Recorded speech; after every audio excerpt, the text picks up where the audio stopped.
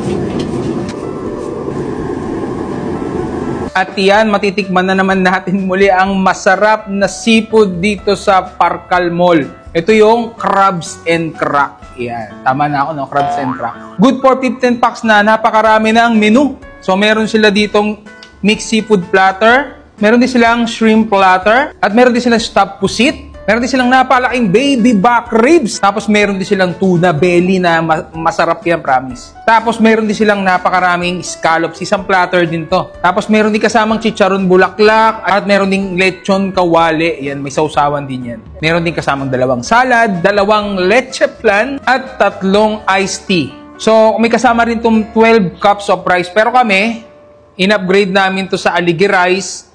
Yan. At saka, yang chow rice. Yan. May flavor yung rice niya. Yan. So, syempre, bago tayo mag-start, pray muna tayo. Salamat po sa mga biyaya. Ito, pakibasbasan po sa pangalan po ni Jesus. Amen. Yan. So, ito, mas masarap kumain ito pagka nakakalat. Yan. Ayan. Pagsama-samayan natin. Yan. Yan, no? Sama-sama na lahat yan. Tapos itong yang chow natin.